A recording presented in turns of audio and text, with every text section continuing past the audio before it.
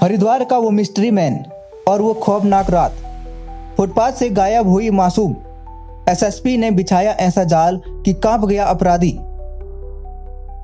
हरिद्वार, जिसे हम देवताओं की नगरी कहते हैं, जहां हर रात हजारों श्रद्धालु सुकून की नींद सोते हैं, लेकिन तुलसी चौक की उस काली रात ने सुकून को खौफ में बदल दिया।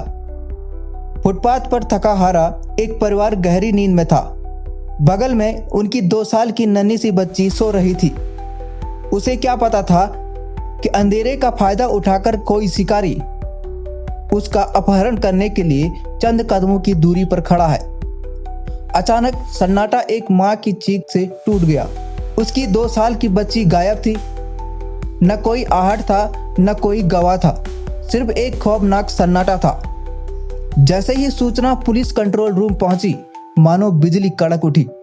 आधी रात के 2 बज रहे थे, लेकिन हरिद्वार के एसएसपी नवनीत सिंह ने पल भर की भी देरी नहीं की।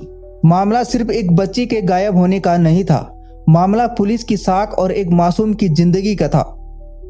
आनन फानन में सिटी कोतवाल, एएचटीयू और सीआईयू की स्पेशल टीमों को वायरलेस पर मैसेज फ्लैश हुआ। हरिद्वार का कोई भी कोना छूटना नहीं चाहिए। पुलिस की दर्जनों गाड़ियां एक साथ सड़कों पर उतरी। शहर के हर एंट्री एग्जिट पॉइंट को सील कर दिया गया, लेकिन लग रहा था जैसे पूरे हरिद्वार को पुलिस ने अपने घेरे में ले लिया हो। अपराधी शातिर था। वो जानता था कि अंधेरे में उसे कोई देख नहीं रहा है, लेकिन उसे ये नहीं पता था कि ऊपर से हजारों इलेक्ट्रॉनिक आंखें उसे देख रही हैं। एसएसपी नवनीत सिंह खुद मॉनिटरिंग कर रहे थे। ये सुबह 9 बजे के लगभग ये पुलिस को सूचना प्राप्त हुई कि 2 साल की बालिका है, वो अपनी माता के साथ यहाँ पे तुलसी चौक के पास में घाट पे सो रहे थे, और सुबह जब उसकी मदर ने देखा तो वो बच्ची वहाँ पे लापता थी। तो इस संबंध में एक बड़ा रिसर्च ऑपरेशन लॉन्च किया गया। कई टीमें बनाई गई, 5 टीमें बनाई गई, जिसमें सीआईयू और एएचटी की टीमें भी लगाई गई। पुलिस की टीम ने एक के बाद एक सैकड़ों सीसीटीवी कैमरों की फुटेज खंगालनी शुरू की। हर फ्रेम को जूम किया गया, हर संदिग्ध साये का पीछा किया गया। पुलिस का दबाव इतना बढ़ गया कि पूरे शहर में सायरन की आवाजें अपराधी के कानों में मौत की घंटी की तरह गूंजने लगी। पुलिस की टीमें गलियों में खाक छान रही थी, झाड़ियों में टॉर्च मार रही थी। शिकंजा कस चुका था। अब समय था तड़के सुबह का। रोशनी होने ही वाली थी। पुलिस के बढ़ते दबाव और चारों तरफ घेराबंदी देख अपराधी के पैर उखड़ गए। उसे समझ आ गया कि अगर वो बच्ची के साथ पकड़ा गया तो उसका अंजाम क्या होगा। तभी खबर आई, रिस्कुल चौक के पास एक मासूम लावारिस हालत में रो रही है। पुलिस की टीम वहां पहुंची और देखा कि वही 2 साल की बच्ची वहां अकेली बैठी थी। और विद इन 4 आवर्स जो है वो बच्ची बरामद हो गई, उसका मेडिकल हो गया है, बच्ची हेल्दी है, सकुशल। इसमें लगभग 50 सीसीटीवी फुटेज जो है देखे गए, और उसमें एक युवक द्वारा वो बच्ची को गोद में ले जाके देवपुरा से ऋषिकुल की तरफ जाते हुए सड़क पे दिखा दी है।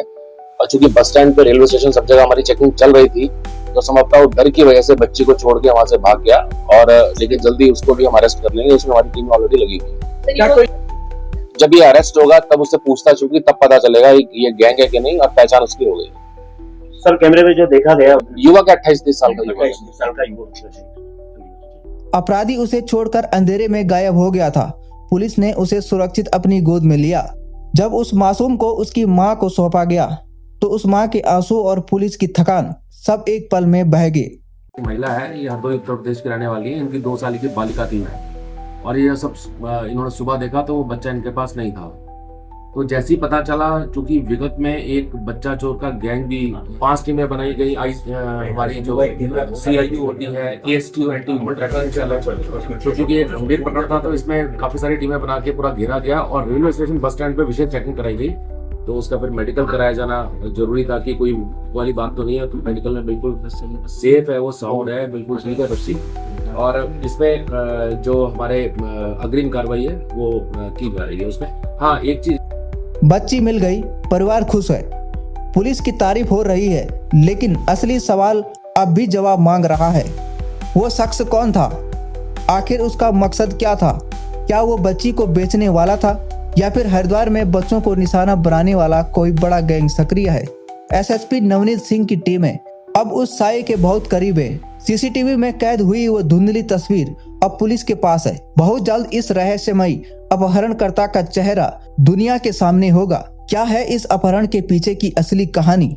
जानने के लिए जुड़े रहिए हमारे साथ, क्योंकि पार्ट 2 में होगा असली खुलासा। तब तक के लिए फेसबुक पे हैं तो फॉलो कीजिए, यूट्यूब पे हैं तो सब्सक्राइब जरूर कीजिए। सावधान रहे और किसी अनजान व्यक्ति पर भरोसा न करें।